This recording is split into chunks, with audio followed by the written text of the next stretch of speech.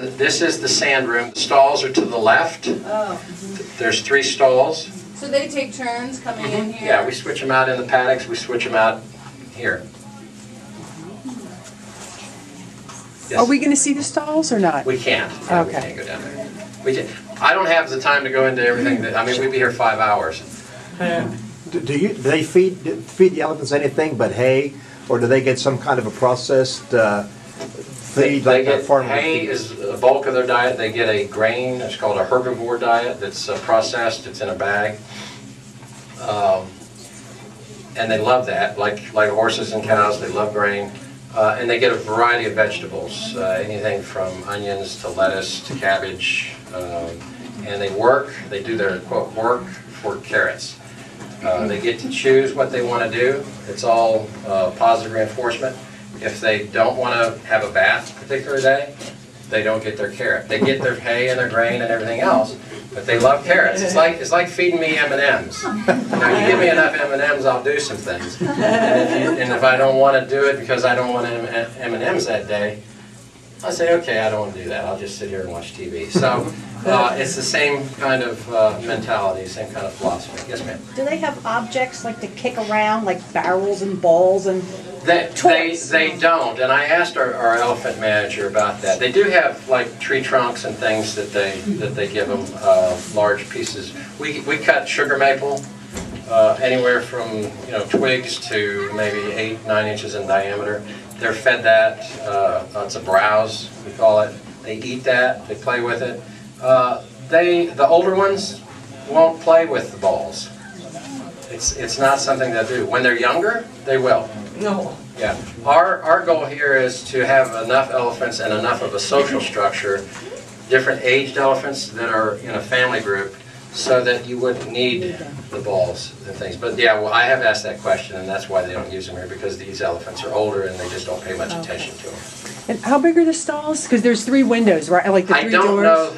Brad will know. You can ask Brad as we go out. I don't know the exact size of the stalls, but these stalls are probably at least twice, maybe 3 times the size that's required by USDA. This is probably a no-brainer, but why do you call that the sand room? We call that the sand room because it has sand in it. Sandy sand room. Yeah, there's sand. There's about 2.5–3 feet of sand. It's all compacted. We take a tiller and we till that up about once a week. They also dig in it. They'll dig huge holes. They'll roll around in it. They have fun in it. Yeah. Yes, ma'am. How keen is an elephant's eyesight? Their eyesight is probably their least best sense. In fact, in the wild, until about 15 or 20 years ago, we didn't realize that lions hunted elephants and actually kill them and eat them. Pride of lions will learn how to do that. They go in at night when the elephants can't see very well, and they'll separate a small elephant from the herd, and they'll jump on it, kill it, and eat it. So it's probably their least sense, from the standpoint of acuity. The smell is very good. Their hearing is pretty good. And they can actually communicate with an infrasound system that we can't hear, that can be actually traveled, I guess, underground or through the ground for up to a mile or more, and can be heard by other elephants. Yes, ma'am? Why the concrete pads? Concrete pads. The heat in this building is hydroponic heat, goes through the tubes. Heated water goes through the tubes. It's sunk down into the cement, so the heat comes up through the cement. Those pads are heated, so if the elephants want to be more warm, if you will, in the wintertime, they can just stand or lay on those, and if not, they can go out into the sand. How many acres do you have here for expansion for the other animals? We have about 724 acres. One thing the winter taught us last winter was that we don't want to have things too far in the hinterlands. We had actually trouble getting to the barn. We had so much snow. If we wouldn't have that John Deere, I don't know that we could have got here. Doesn't do that. It doesn't do that all the time, I'm telling you. Yes, ma'am. Or sir. Since these 2 females aren't going to breed, when do you expect to have other elephants to breed? We won't have any other elephants until that next barn is built, or if the Philadelphia Zoo were to choose to move these elephants to another site. that would free up a couple spaces where we could bring some other females in here, but most likely not until we build the next barn, which is probably 2 to 3 years away. Yeah, growing, for a nonprofit to take on a project like this, it's very unusual. The zoo community actually called for 3 to 5 of these conservation centers to be built around the country. And that call came out maybe 4 or 5 years ago. This is the only one that's been built. It's difficult for a nonprofit to take on 700 acres and a whole new concept because the margin of error is very small. You usually don't have much money to work with that's extra. What's the cost of that building? This building? No, the one that you're going to... I'm thinking that's a $6 million project, so it's a lot of money. You know, people sometimes look at me and say, well, why would people give their money to, you know, animals when there's so many needy people out there? And the answer is, we live in America, and people with money can give it to whoever they want. And some people like to give their money to animal causes. So I think that's the answer to that question. It's not necessarily, I mean, it depends on your perspective whether it's the right thing to do or not.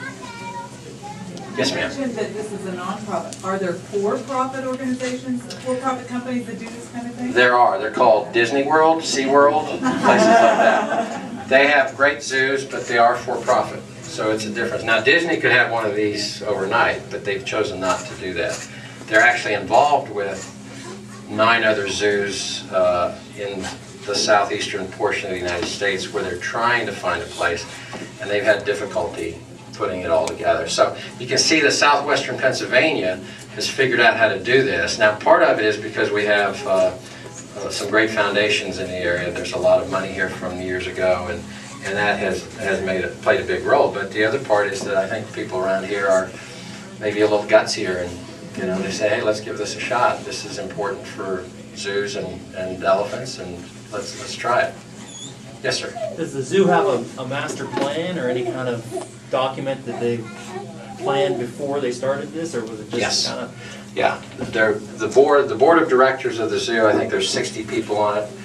There are a variety of people represented there. A lot of them are business people, executives, and they don't do anything without that kind of planning. So it was looked at very carefully, and it was determined that it might be difficult, but that we could do it.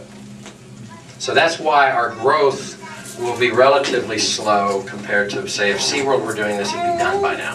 What would take us 10 or 15 years would take them probably 2 or 3, just because of the difference in funding. So, any other questions? I'm going to have to move you back to the wagons. We can still answer questions. Yes, ma'am. What education do your elephant trainers? Like, where do you go to college? Where do you go to learn how to be an elephant trainer? Years ago, to be a zookeeper, you basically had to know somebody working at the zoo. Hopefully you had some knowledge about the animals, but you picked it up as you went. Nowadays, mostly they take college graduates. If they have an animal science degree from Penn State, or a zoology degree from, or a wildlife degree from Frostburg State, or Frostburg. That's the kind of person they're looking for. There are exceptions. There are